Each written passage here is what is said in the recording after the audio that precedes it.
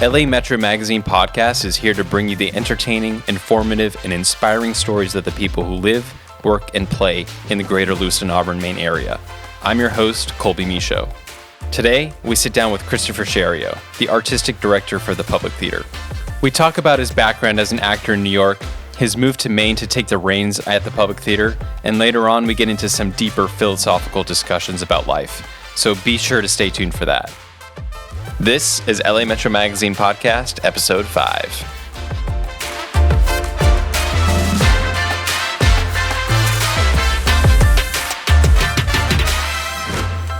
Christopher, welcome to the LA Metro Magazine Podcast. Hi, how you doing? Good, thank you for being here. No, thanks for inviting me. So we are sitting on the stage at the Public Theater. That's right. Could you talk about this building and perhaps the history of this? Okay. Well, this building was built in 1919. It was originally a car dealership, and actually they fixed the cars downstairs. The showroom was on the second floor of all things, and then it went through a lot of different evolutions, and then it became empty. And in the late 1930s, early 1940s, the Montagnard Club, which was one of the first social clubs in town. That was a social club. They called them snowshoe clubs, where the men would get together and go camping and do things, and they'd have social events here, and the families would all come. They rented the building and put a movie theater, the Ritz, downstairs, and their social club was upstairs. And that lasted. Actually, they opened in 1940, and the first movie they showed was Hitler, the Beast of Berlin. And then the movie theater itself had a lot of rise and fall. It was what they called a second-run house, whereas when a big movie goes out and it has the first run at the big theaters, then it comes back around for a second run, where it's usually played in a double header. What do they call that? Anyway, two movies. Anyhow, Double showing. Yeah, something. And then they would. I think it's double feature. Double feature. There we go. Not a double header. God, I miss sports. And so, and then for a while it became an arts house where they would just do Bergman films and things. And then it became an X-rated movie theater for a while. And all the while the Montagnard was upstairs, and then the theater closed down. And the Public Theater was, it started in 1991, and its first two shows were in a borrowed space at an old Cineplex at the Auburn Mall, which no longer exists. And they did that championship season in the fall of 1991, and then they did Crimes of the Heart in early 1992, and they said, okay, this is going to work. This theater, we think, is going to work. There was a group of people in town who wanted a professional theater in town, and so they got a guy who had started a couple of non-equity theaters in the state, and he came in and did those two shows. So they started looking for a permanent home, and they found the old Ritz Theater that had been empty for 10 years, and they struck a deal with the Montagnard Club upstairs to rent it, and they renovated it, and people in the neighborhood came to help renovate it, and our board members, who were doctors and lawyers and things, they painted and reupholstered every single seat in the house. And there was still paint drying on the walls when they opened the first show here in 1992, in the fall of 1992. That was Scapan, and they did 4 shows that season: Scapan, The Road to Mecca, The Lion in Winter, and Tally's Folly.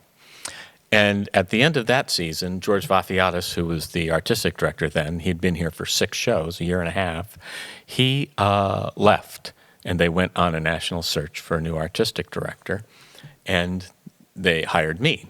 I came up from New York City. And so we originally just proposed to them that they make it a full equity theater. Actors Equity Association is the union for stage managers and actors in the United States, and that meant that we could have the best professional actors, and then we would focus on the quality of the acting and directing, because we didn't have a ton of money to do a lot of special effects and huge sets and things like that. And we thought, the actor is everything. So let's, put all of our money into the quality of the actor. And so the board agreed to that, and we made a deal with Actors Equity, and we became a full equity theater. All our stage managers are equity. Most of our actors are equity. And nobody believed at the time we did this in 1993, when Janet Mitchko and I first came up, that a professional theater, especially an equity theater, could survive in Lewiston, Auburn. And in fact, I was being interviewed my first year here by a TV program down in Portland that focused on theater. And he said, the guy asked me, he says, well, what are you planning to do with, the public theater? I said, well, we're going to go equity. And he said, in Lewiston? And he laughed out loud. He guffawed. And and I was like kind of surprised. I was taken aback because that was not my experience of Lewiston. And so we have thrived as an equity theater in a town that, before I got here, ahead of the Maine Arts Commission, called a cultural wasteland, which I thought was a nasty and harsh thing to say about Lewiston. When I came here, Janet and I came here, Janet Mitchko, who's the co-artistic director, we came up here from New York City. We were both acting and directing in New York City, and had been for years. That was where our careers were. We were professionals. And we came up here, and we thought we'd died and gone to heaven. We looked at Lewiston, Auburn, and it was like safe streets, affordable housing, good schools. It was just a great place. And so when we heard how the rest of the state talked about us, we were somewhat stunned, because we looked around. This is a lovely community, and we've been here for 27 years now. It's we've raised a kid and everything. This has been an incredible move for us to live up here and to become, full-time residents of Maine for 27 years and raise our family, and so that look that other people had, that feel that other people had of Lewiston, Auburn, is maybe 50 or 60 years old. It is old and dead. This community has undergone an incredible transformation just in the time we've been here. The renaissance of Lewiston, Auburn has been stunning, and you can tell by the health of the arts organizations, the Public Theater, the Franco Center, Community Little Theater, the Bates Dance Festival, Museum LA Arts. A community that has a thriving cultural life is a thriving community. And this community has things going on all the time. There was early on when we first got here, I had to go down to Portland. We were receiving an award from the New England Theater Conference, and that night we had a show here at the theater, and we were sold out. And LA Arts had a show at the middle school where they used to perform, and that was sold out. And Community Little Theater had a show, and they were sold out. And so all three arts organizations in the community on the same night had big shows, and all were sold out. And that tells you about the appetite for arts entertainment, and especially performing arts in this community, and how this community supports the arts, and how the arts have been thriving and been part of the transformation of this community. So this building, when we got here, there have been a lot of changes to it since we got here. It was I think a 600-seat movie theater, and they carved it down to a 400-seat, 425-seat, I think, theater when I first got here. We took out several rows. Now it's like 315 seats.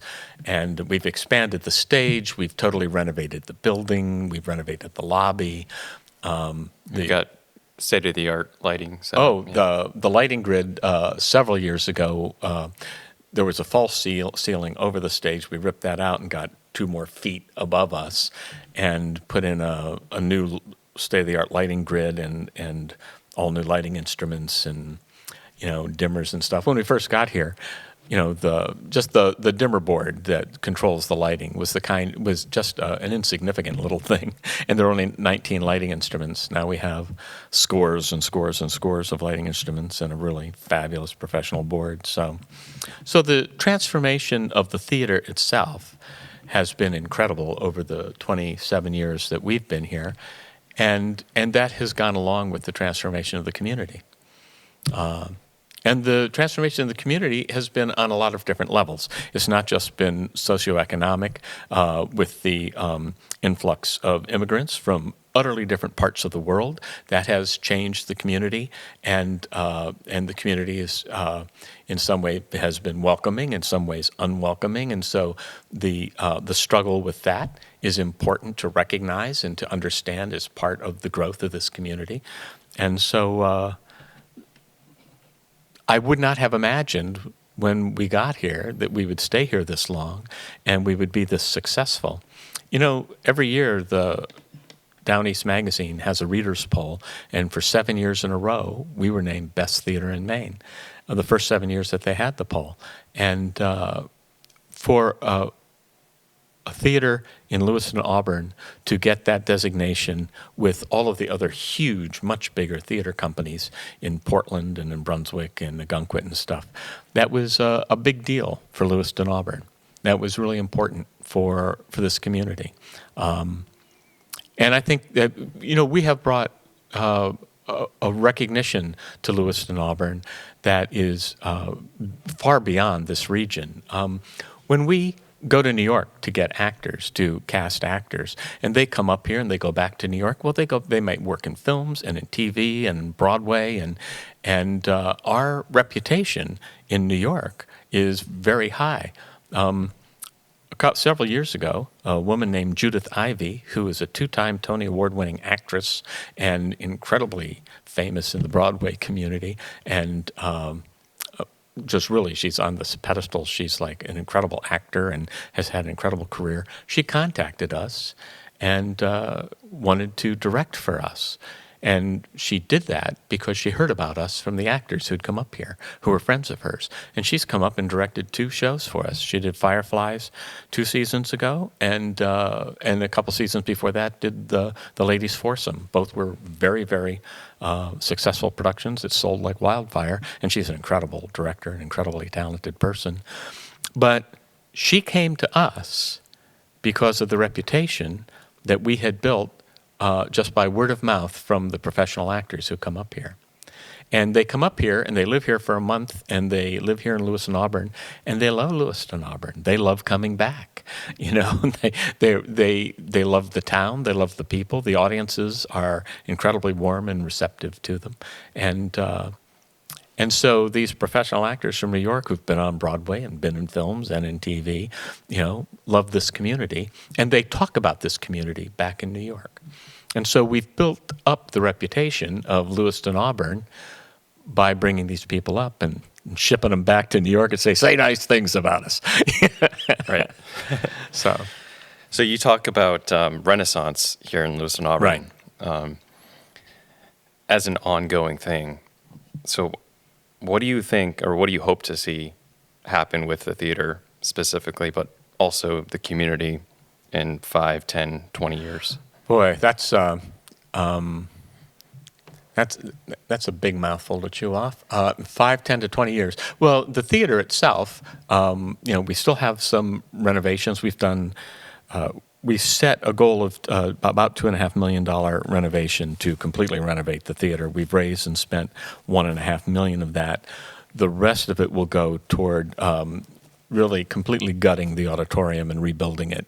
And that's going to take a huge chunk of money, and so we're going to have to raise that. So we would like to have that done. And in fact, if we had that money on hand, this would have been the perfect time when everything shut down to do that. So yes, to finish the renovation is a big thing, and we would like to expand our educational programming and take it out into the community in a way that we haven't up to this time. Most of our educational programming has been bringing people into the theater, and we would like to, we are in fact in the process of developing programming that when the schools reopen and stuff, we can take to them and go. And we've already got a program that was running with the Auburn Public Library, and we're going to expand that to the other libraries around. And once again, that's something that as things reopen, we can take that out into the community. And one of the reasons we had a long discussion about this at board meetings and stuff, and one of the reasons that we feel we need to do that is that we need to interweave the theater into the community in a deeper way. That is, we get a huge amount of people in here every year from about 50% from Androscoggin County, but the other 50% from outside of Androscoggin County. We bring a lot of people in to Lewiston, Auburn every year. But we would like to be more tactily involved with the school system and with adult education. And so developing that kind of programming is important to us. And I think that's going to be, especially during this lull during COVID, that's what we're spending a lot of our time on, is developing that programming and honing it so that when the schools come back and stuff, we're ready to go with it. We would like to expand the knowledge of the theater far beyond what it is now. We're always surprised that there are people in town who don't know who we are. We go, really? We've been around for a long time. But, some people just don't participate in the cultural life of their community, so they're not paying attention to that. They're more into the sports or the outdoors stuff. And yeah, I totally get that. But I would like it to, that the general knowledge of us as an institution be similar to that somebody would have of the public library. That even if they don't use it, they know it's there, they know what it's used for, they know it's a resource for them, they know that, oh, I could go there, and there are people who end up going to the library who rarely go to the library, but they know it's there, and one day they go, I need to go to the library and get that, or find this out, and I want to get those people coming to the theater. And part of the reason they don't is that their awareness of our presence isn't the same. So that's something we would like to expand, is just the overall awareness of the importance we are to the community. We began as essentially an experiment, and nobody really thought there was any hope for professional theater to survive in this town. And now we're a cornerstone in the cultural life of this community, and we would like to even expand on that. And we're part of a consortium of other arts organizations called Arts and Culture LA, LA Arts, the Bates Dance Festival, Maine Music Society, Community Theater, everybody is involved in it, and we meet to talk about mutual concerns, some that about audience growth and about publicity, and just also getting people aware of the importance to the community, the cultural life is to the economic life of the community, and trying to. This all started with trying to reach the movers and shakers, the city governments in both towns, to understand that when they are promoting Lewiston, Auburn, if they use the success of the cultural life on both sides of the river to promote this community, that will lure more people. People don't move their family or their business to a town because it's got the biggest Walmart in New England.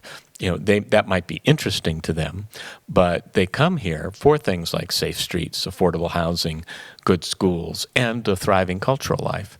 And you can use most forward-looking communities are using the cultural life of their community as a magnet to bring other businesses and things into the community.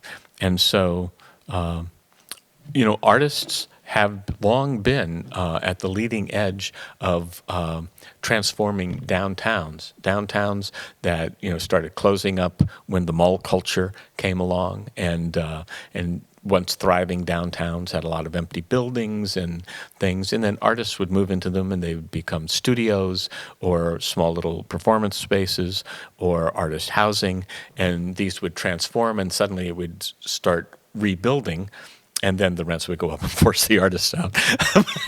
But bringing the arts into a downtown is the easiest way to regenerate your downtown.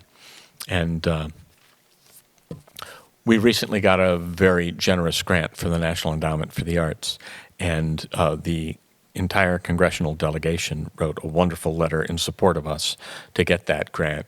And one of the points that was made, I think, I can't remember if it was out of one of the senator's offices or the congressman, but one of the points they made was the impact we're having on the downtown area of Lewiston, and trying to regenerate the downtown is something that every single community in the state is dealing with, to one extent or another, and the arts are one of the leading forces to be able to do that.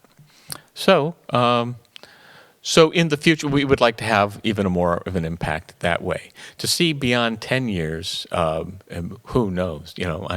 Maybe in 10 years, I might be retired. But if I do retire, I'll retire here, and I'll keep coming to the public theater. Maybe I'll never retire. One day they'll cart me up on the stage for my pre-show speech, and when the audience starts hissing, we can't hear you, and I'll be saying, I can't hear you either. So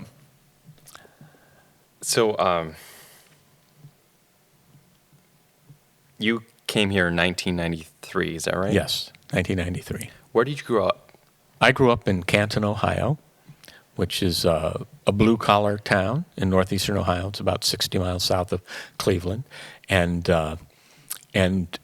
everybody. And I grew up in a lower middle-class neighborhood on the bad end of town. And about a mile away was Republic Steel and Ford Motor plants, and huge plumes of rust-colored smoke would rise from them all day, every day. If the wind shifted, that would fall down on my mom's laundry out on the clothesline.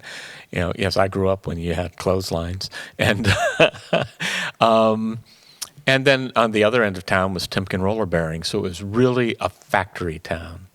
Big factory town. Everybody's dads were union, whenever the big steel strikes or auto worker strikes happened, the kids that are in Catholic school with me, their dads worked there. We would have, food drives to help take care of those families because, it was a totally different time. I was born in 1949. And so growing up in the post-war era, in a Catholic school pre-Vatican II, and it was just a totally different world. And there's no straight line from the way I grew up. There were 7 kids in my family, and there was just to what I became. Nobody was into the arts. Nobody was into theater. The first play I ever saw was the first play I was ever in, my senior year of high school. And none of us ever went to plays. None of it. It was like not on the agenda in the family I grew up in. And then I ended up becoming a professional actor. Yeah, so what brought you to New York City? Well, I became a professional actor. The dream of that. Yeah, I went to college. I worked my way through undergraduate school, which is impossible to do now. But I literally just paid for everything. My parents had no money. And I went to Ohio University. And I was a terrible student. I was smart, but I just didn't know how to concentrate. The whole process of school was just, it just bored me. I read constantly. I was reading constantly.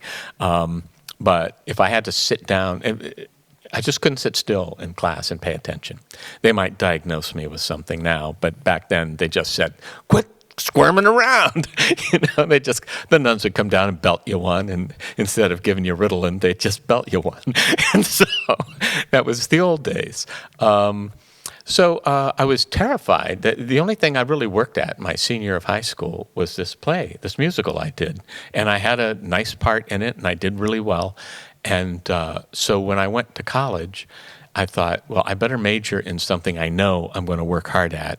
And so I decided I would major in theater. And I'd been in one play my whole life, and that was it. And I went to college, and I walked out of my Boy Scout troop and into college, and walked into this incredible theater program that had a conservatory acting program that I had to audition for my sophomore year to get into. And 4 years later, I walked out of there. I was an equity actor. And I got my equity card within a month after I got out of undergraduate school, and I was a professional actor. And it was the person I was when I walked out of college was not the person I was when I walked into college. And that's true of a lot of people, but it was particularly true of me because I'd never been around artistic people. I'd never been around theater people. I'd never been around anything like this. I'd been in Boy Scouts. That's all I'd done in my life. I was an Eagle Scout, and that's the only thing my adolescence had to say for itself is that I became an Eagle Scout. And suddenly I'm in this really hot theater program, and it just changed me completely. And so I graduated in 1971. I was an itinerant actor, wandering the country for 2 years. And then I decided, I better get to New York. So I went to New York. And my very first audition in New York, when you're auditioning for a musical, you go in, there's a big, huge waiting room. There might be 30 actors in there sitting around, talking to each other, holding on to their pictures and resumes and their music. And when it's their turn, they go into the next room, and in that next room is a table with the director and the choreographer and the stage manager and maybe one of the producers sitting there. And there's the guy sitting at a piano. And you hand your music to the guy at the piano, and you hope he plays it well, and you sing your 16 bars, or the whole song if they let you sing it, and then you go back and you leave. And everybody who's sitting in that waiting room, we can hear everybody in the other room. We can hear them singing. It's not like it's soundproof. They're in there. We can hear them like they're standing in the room we're in. And we're all chatting with each other, and, we all know each other. This is my first audition in New York, so I knew nobody. And I could hear the other people singing in that other room. And they sang like bluebirds. They were incredible. And I thought, oh, God, what have I done? I can't compete with this. And I almost left. But I stuck it out. And I did a lot of musicals. I did national tours of musicals and summer stock and dinner theaters and off-Broadway and off-Broadway and films and soaps and commercials. And then after about 11 or 12 years of that, I went to Carnegie Mellon and got a master's degree in directing. And most of my career has been directing since then. So I've taught at a couple of universities, and I've artistic directed in 3 different theaters, and I've been here for 27 years. So, But I'm curious, what was the result of that first audition? Oh, I didn't get that. No, I mean, come on. If you can't handle rejection, you got to get out of show business because, you go to audition after audition after audition, you just don't get it. And I worked a lot. I totally supported myself 99% as an actor and nothing else. I never waited tables. Occasionally I'd get a little job here or there. It was always temporary, very temporary. I acted. That's what I did. I've been in show business, and that's what I've done. I haven't been a waiter. And I've been really lucky. Of course, there were some years that I was really, really broke. I remember some of those early years, I'd be figuring out my taxes, and I'd go, that's impossible. That's all I made last year. That's just impossible. How on earth could I have survived on that? And somehow you figure out a way to do it.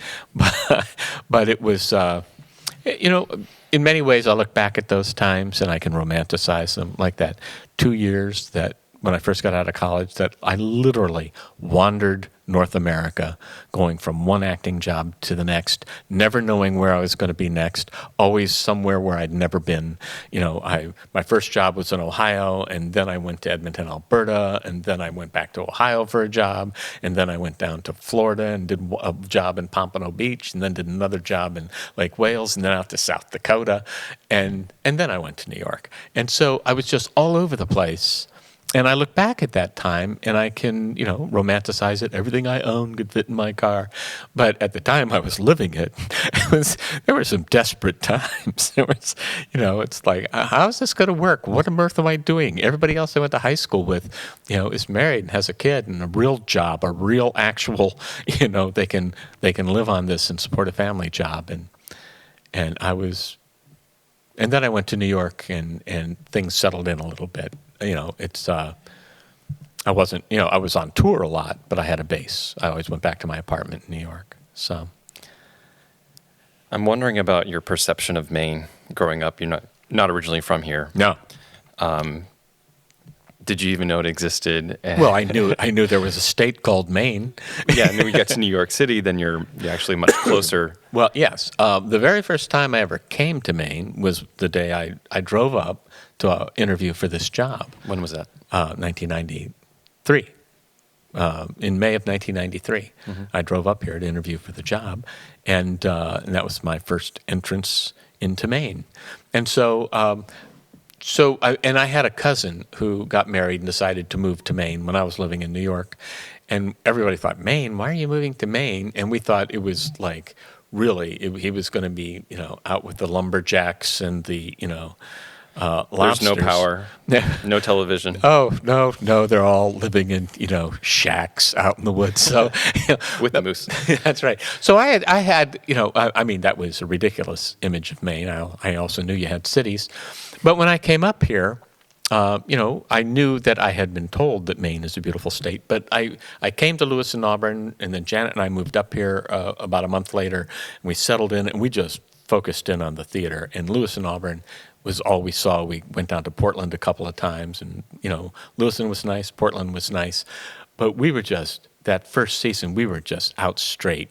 And then we got to the end of that season in May of 1994, and we were just like exhausted, and we thought, well, let's just get in the car and just drive around. And it was like amazing. Maine was just amazing. And we would just be driving around, and we'd just be tickled by everything we saw. And the thing that tickled us so much is we didn't have to go home. We were home. This is where we lived. It's not like we were visiting somewhere and we have to go home to the drab place we lived. We actually lived here. And we were just stunned by its beauty. We ended up vacationing every summer on Monhegan, and just everywhere we went in Maine, whether it was to the coast or the mountains, no matter where we went, to any of the other cities, it was just beautiful, and we never wanted to leave, and I feel like that now. Like, if I won the lottery, I wouldn't go retire to somewhere warm. I'd stay here. Because them warm states are kind of on fire with COVID right now. So I'll stay here with, the Mainers where, we know how to keep ourselves safe. So I imagine you have a little bit more time to relax and recreate nowadays. Is that right? Although there's a lot less to do. Especially right now, right? Yeah, especially right now. What do you do here in Lewiston, Auburn that you find enjoyable outside of the theater? Outside of the theater? Well, when we could go to restaurants, I used to love the restaurants. I do a pretty strong 3-mile power walk every morning with 8-pound weights in each hand and work out. So I do that. And I also like I love Thorn Crag. I love the walks on the river or by the lake, Witham Spring Road, Mount Appetite, all of the, or, the one down in Durham, the mountain, just went out of my head. Bradbury, yes, Bradbury. I love that place. So within shooting distance of Lewiston, Auburn, I just love everywhere. And all of the towns. I love going to Brunswick. It's nice to go to Portland, but I just love everywhere there is to go. And within shooting distance of here, Harpswell is cute. I love going to theater at Monmouth on a warm summer night, and you get there, it's still light out, and at intermission, the fireflies are all lighting up, and everything about Maine is kind of appealing. Winters are harsh, but they're not god awful. I lived in Minnesota for a couple of years, and those winters were it would be 20 below zero for 2 weeks or more for 2 weeks in a row. It'd warm up to 10 degrees, and you'd roll down the window in your car as you drove downtown because it felt so warm. Those were. Yes, we can have brutal winters here in Maine, but Maine's lovely. I just love everything about it. I'm happy to be a Mainer. Yeah, I agree. Yeah. And I never would have guessed that this is the place I would have landed. But I've lived in Maine longer than any other place I've lived. I grew up in Ohio, but I left it right after college. Right. And I was over 20 years in New York City, based in New York City, but I've been here for 27, so. The production of this podcast would not be possible without the support of our community partners like the YMCA of Auburn-Lewiston. We all know that regular exercise is good for you. The recommended amount is 30 minutes a day, 5 days a week. You can break it up into 3 to 10-minute sessions if you need. Exercising regularly is beneficial in many ways. It can help reduce the risk of chronic disease, control weight, improve mental health, and reduce stress. You can keep it simple. An outdoor jog, bike ride, yoga, or even a brisk walk has its rewards. Exercising can promote better sleep quality and relaxation while boosting energy levels. It's also good for your muscles, bones, memory, and brain function. The bottom line is that physical exercise offers incredible benefits that can improve nearly every aspect of your health from the inside out. It's good for your mind, body, and spirit. For more health and wellness tips and to learn more about the YMCA of Auburn-Lewiston, you can visit them online at alymca.org.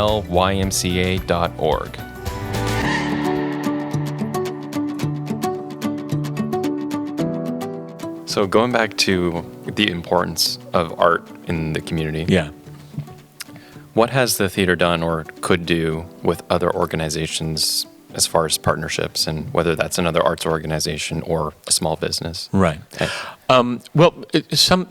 With other arts organizations to do a partnership, you can't mix, take your apples and my goat cheese and turn it into, gold. There has to be a logic to the collaboration. Sometimes theaters collaborate, in which case they co-produce a play. We do it at one theater, and then we bring the whole production sets and everything to the next theater. Usually there's some distance between the theaters when they do that. You couldn't do that with Portland Stage.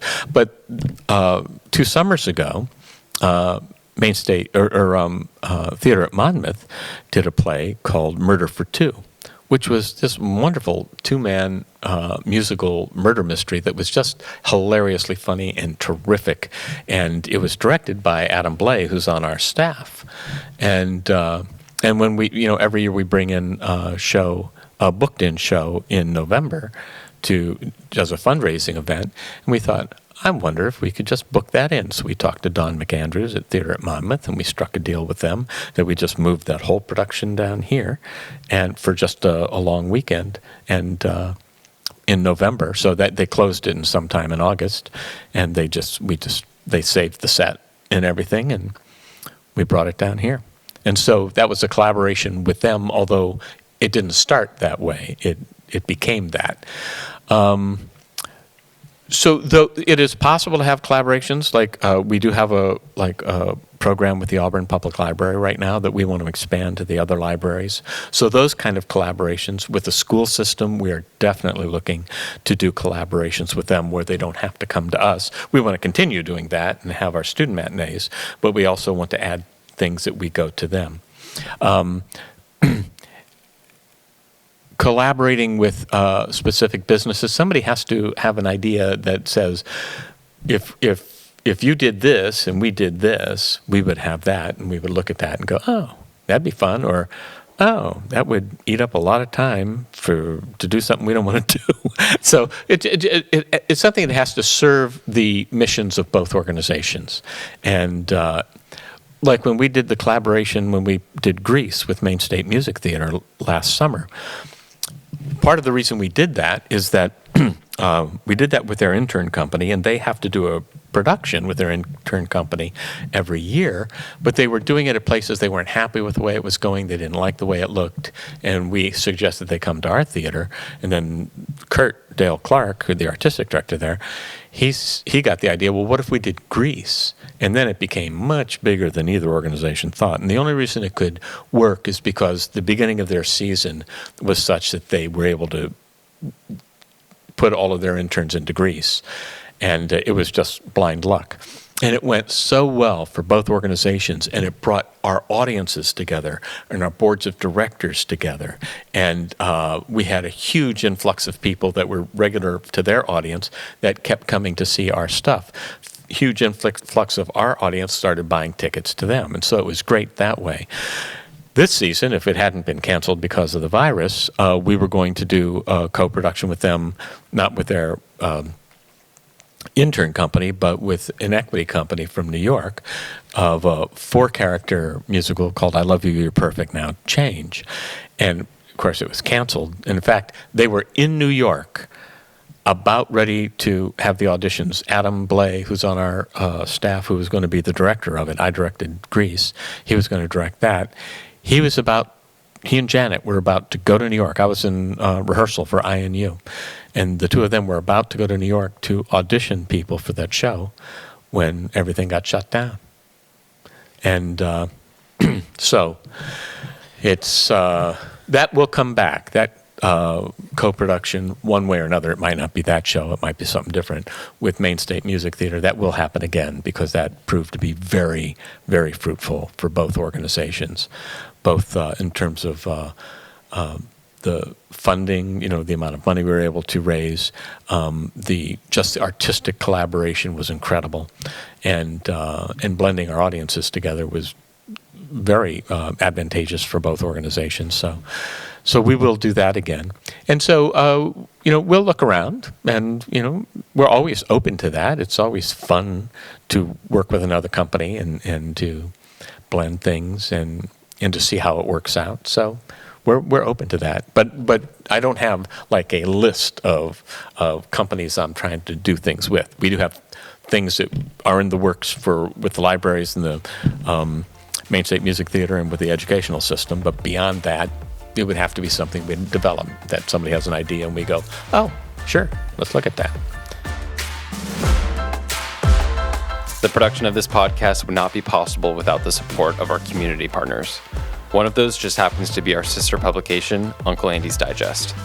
Uncle Andy's Digest has been woven into the fabric of the greater Lewiston-Auburn community over the last 25 years by providing its readers with humorous one-liners, short stories, and most importantly, positivity.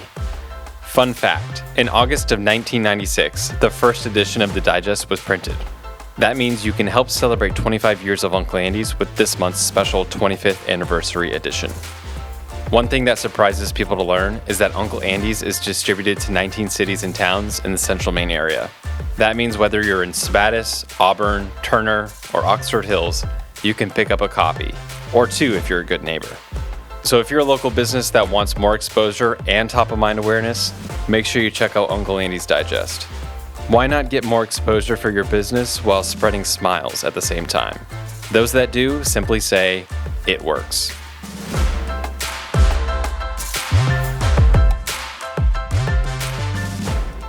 You talked about when you were in college, you did a lot of reading. Yeah. Do you still read today? I read constantly.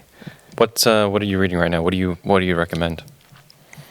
I am reading. I read a book recently called *Sapiens*, and it was pretty interesting, but it's a little deeper. I'm reading. There's a woman named Renee Renfeld, and she has a book I just read called *The Child Finder*, and it is about a young woman who herself has a history of she has some history of awful abuse that she cannot remember. And she was found running through a field by a group of migrant workers who wrapped her up and took her to a local sheriff, and nobody could find out who she was, so that she was raised in a foster home, a very loving one, and ended up deciding that in order to find herself and try to remember what happened to herself, she finds lost children, most of whom have been kidnapped and stuff. And sometimes she finds them and sometimes she doesn't. Or sometimes she finds remains. And I thought, well, this is interesting. And I read it. And it was so interesting. The book was so interesting. I went online to the author's website and I found out that the author lived that. The author of this book lived that. She's now an investigator for death row prisoners and in the Innocence Project, and she thinks that she escaped the Green River Killer, and she has a harrowing description of her life as a young child on the streets and the things she had to do to survive and the things that happened to her. And I'm like, whoa. So I wrote her just saying, I really liked your book. That was really, and to learn about your life, that was amazing. So I just read that. I'm reading her next book, too. But I didn't expect, when I read the book, that I thought, okay, this is a great book, and it's a kind of a page-turner and good. And then I read her life, and it's like, oh, my God, this is her life. This is a fictionalized version of her life. And you look at her picture in the back of the book, and she just looks like this attractive, interesting woman. And you go, holy God, you grew up in the streets? You almost got killed? Ugh. So I'm reading that. When I'm working on plays, all I can read really is murder mysteries, popcorn for the mind, because when I'm working on a play, my mind, there's not much room in it. So I read just to calm it down, But I read everything. I read things that are political. I read things that are spiritual. Read things that are philosophical. I read fiction constantly. I'm reading everything. So if there's a movie made of a book, I probably read the book. Mm-hmm. I read Godfather before it ever became a movie.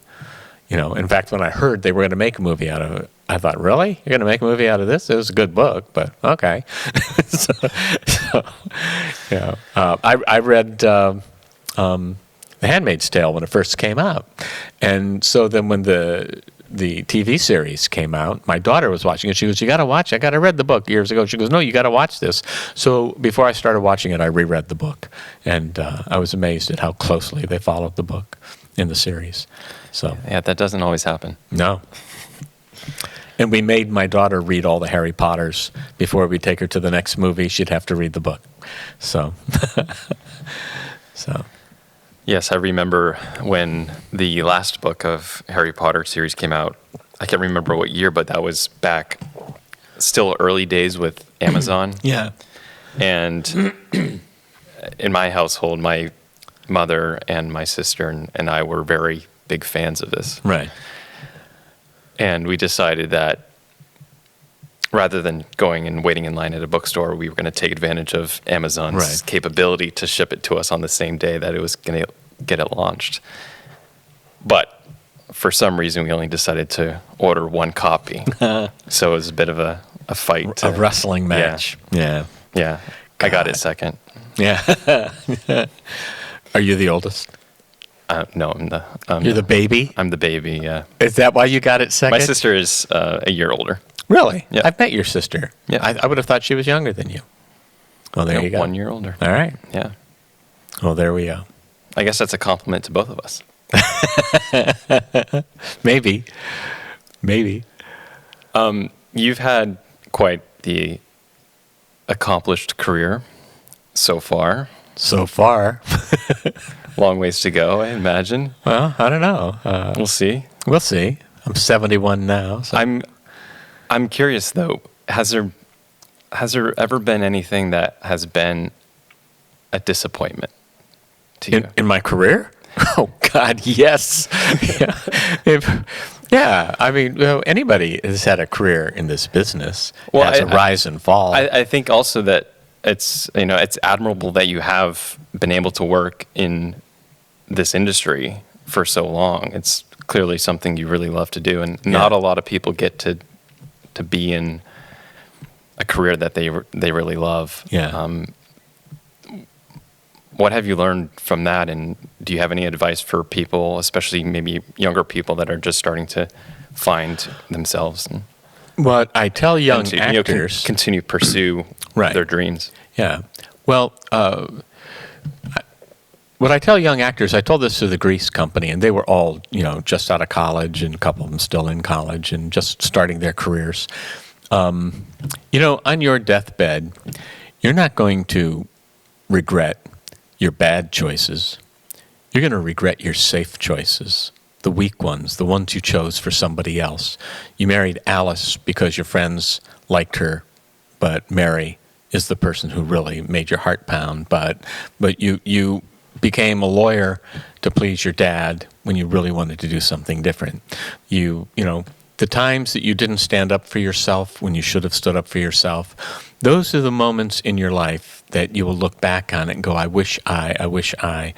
And so my advice to anybody young is to make sure that you have the least number of I wish I had done something different when you get to the end of your life. And so the way you do that is make decisions in your favor now, even if, it's not the safe decision, but it's what you most want to do.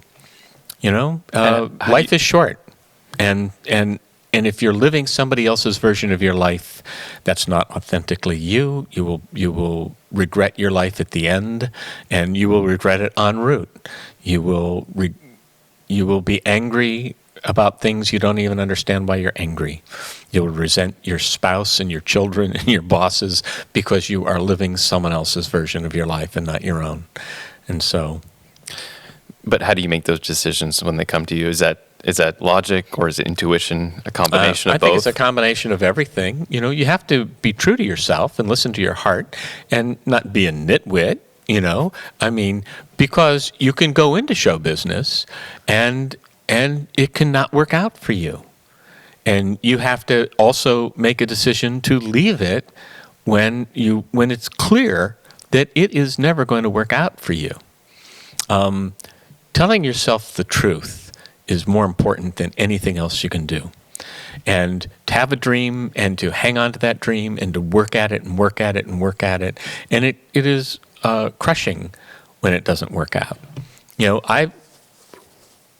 What I thought my acting career was going to be, I had an acting career. It was a decent career. It wasn't like enviable, but I made a living and I supported myself. But I was hoping that it was going to go farther. And I became a director to add some, because at some point acting wasn't enough for me. And but I never thought my acting career was going to fall by the wayside. I thought I was going to have two things I could do. But it worked out that my directing career took off in a way that I ended up becoming an artistic director, meaning I was also a businessman, which I never thought I was going to be, and have responsibilities that were very different than what I had intended. But I'm happy with them. Like I chose to do this. It's not like I said, oh God, I guess I have to be an artistic director. I felt lucky that I got to do this. But you have to be cold-blooded in your analysis of who you are and where you are and what you can do and what are the likely possibilities for you. And yet, if you're on fire for this and you cannot possibly be happy doing anything else, just keep doing it. Just keep doing it. And who knows what the opportunity, I know a lot of people in this business, everything's going along, and they're doing, my closest friend has been nominated for Tony Awards and nominated for a Daytime Emmy Award and won an Outer Critics Award, and he's out of the business entirely, completely and utterly, and you just never know, and he has no desire to get back into the business. And I have friends who, were doing well in the business, and another opportunity came along, and they go, "Oh, I think I'll do that." You never know. Your life takes you where your life takes you. Just live an authentic life, true to yourself. Yeah. Who knows what's going to happen? Just who knows? Just don't live someone else's version of your life. And a lot of people do. I have a brother who... what he thinks, what he feels, what he buys, what he eats, what he wears, is what television tells him to. And he's happy to a certain extent, and he's had a successful life. He's made a nice living, and he's retired and has a nice home, and he and his wife seem to love each other. And so it's not that but he is not curious about the world around him, and he doesn't have to be. That's him. That's his life. But when I look at that, I go, aren't you? Because my life has dragged me sometimes kicking and screaming into all sorts of different directions that I didn't think I was going to be going. When I was a little boy, I wanted to be a priest. I even went to the seminary briefly, which is like going to Hogwarts, and yet my life turned out. When I was in Catholic school in 7th and 8th grade, staring out the window, thinking, well, I guess I'm going to be a priest, but really not being excited at all by any of the possibilities that the future offered me. If you had told me this was going to be my life, I literally would have thought I had died and gone to heaven, because I couldn't imagine this life. In 1,000 years, the life I've led was never on the agenda. It was never in my mind or heart. It was not even possible. It wasn't. This could not have happened to me. And then one day it did. And what happened is a door opened, and I was willing to walk through it. Because I didn't have to walk through it. You are what you love, so might as well do what you love. Might as well. Even if it's hard. Even if, yeah. And because someday it may not be. Right. Yes. Yeah. Doing this still has challenges, but I'm not out on the audition line wondering how I'm going to pay my rent. One final question for you. Sure. Do you still have dreams? Oh, yeah. I have really vivid dreams. I had a dream the other night. I was telling it to Janet. I won't go into it, because when somebody starts telling me, I had this dream the other night, and they start telling you, and you just eyes glaze over because it means so little to you, even though it's so fraught for them. But I had a dream about the early days here at the theater, and how the first board members who had started the theater, who were all close friends, I just had a dream about they were all hanging out together, and I was there with them. Janet and I were there with them, and I won't go into the details because it'll bore everyone. But yeah, I have vivid dreams. You mean dreams of stuff I want to do, or actual dreams? Leave it to interpretation, but I was moving towards aspirations. Oh, aspirational dreams. Oh, no, I just want to buy my coffin and crawl in. No, oh yeah, I have dreams. There are shows I want to do. There's the play that we were supposed to open, I and You, on the day we shut down. Uh-huh. We're going to bring that back, and I want to do that again, and I can't wait to get those actors together again and show that play to our audience. I can't wait. There are plays that Janet and I read as preparation that we were planning on picking for next season, and a couple of them we're not going to do the first season. We can start back because we think they're going to be so special. We want to make sure that the whole audience is back before we do them, and we're holding on to those, and I can't wait to get to those plays. There are I can't wait till we renovate the auditorium. I can't wait till the first performance in the new auditorium. When we see faces in the crowd. Yeah, I can't wait for that. So my aspirational dreams are a little project-oriented, because my aspirations for my life and career, I don't have a bucket list. My life's been my bucket list, and I have achieved those things. Mm-hmm. And, You've been a director for a long time now. Yeah. Would you ever go back to being an actor on the stage? Yeah. You ever think about that? I miss it.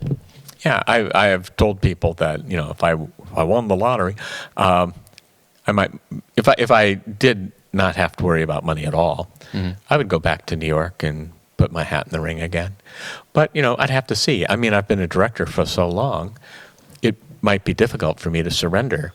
Right. To just one role and just do that, because you get used to having your eyes open to everything and to see everything and to have an opinion about everything and to solve problems or let a problem solve itself. Sometimes, a good director doesn't solve the problem, then lets the actors work it out.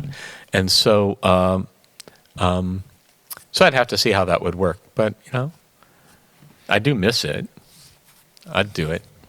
But not here, not in this theater, because the audience sees me as the face of the theater, and I don't know that they could surrender to the idea of me in a role. Yeah, that suspension of disbelief. Yep. They'd always be seeing me doing it.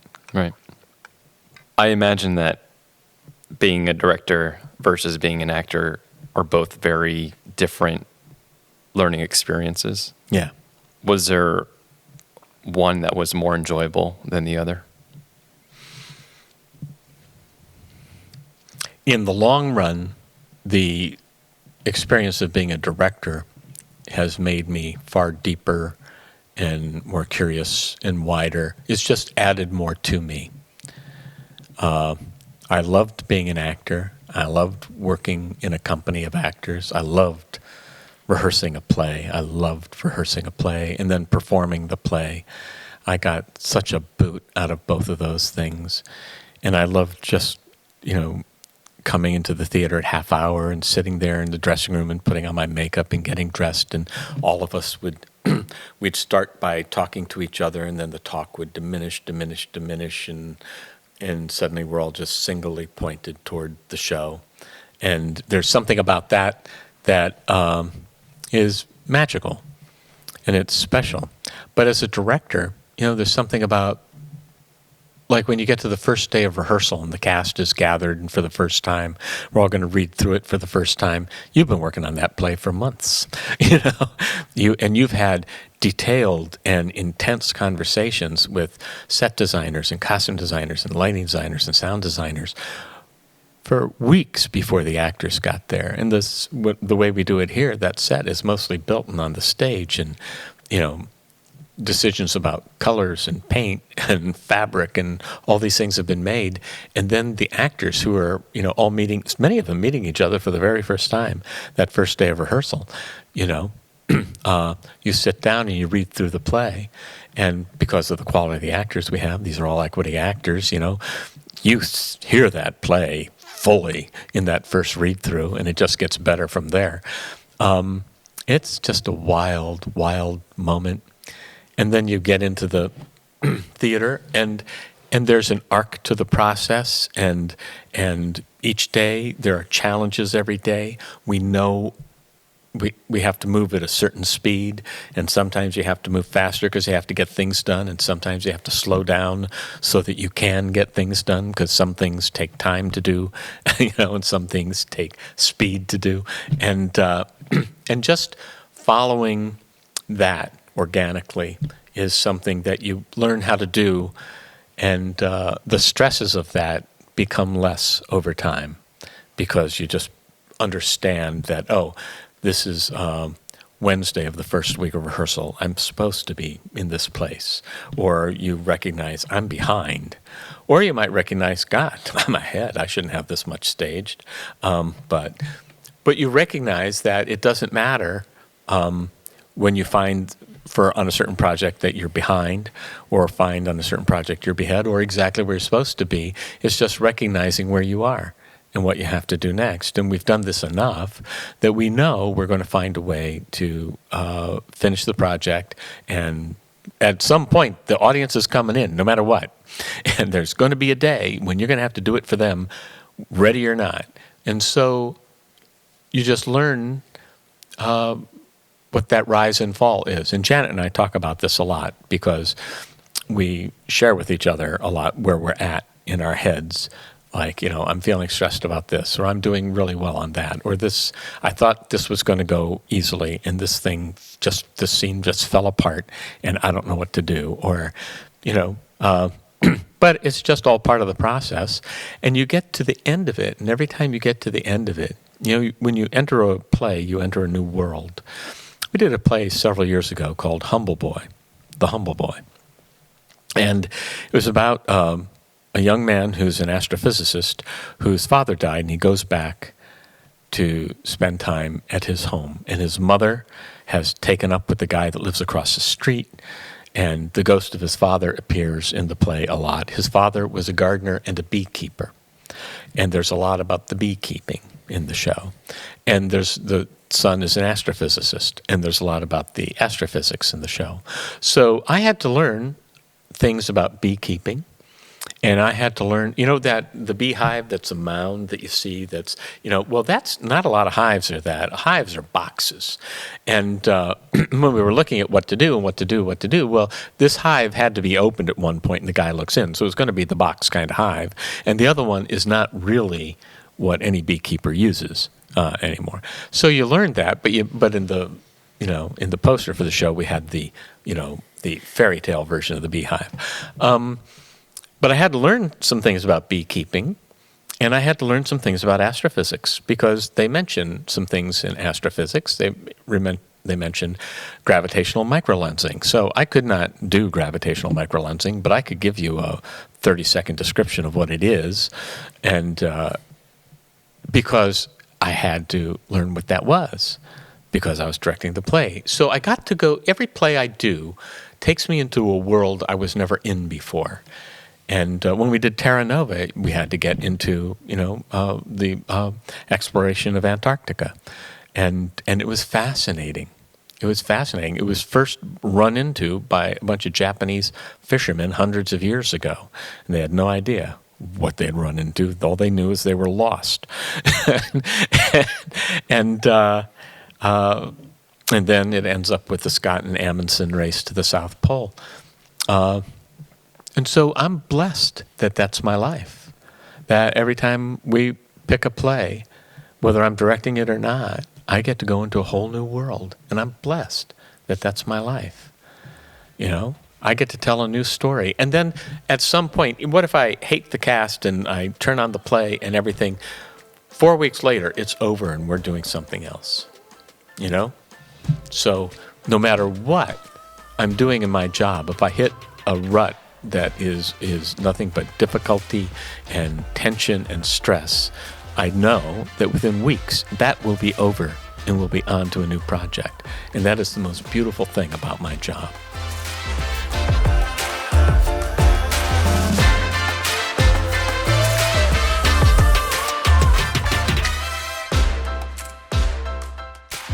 My thanks to Christopher Schario for his time and thoughtful insight to the theater, this wonderful community, and the world at large.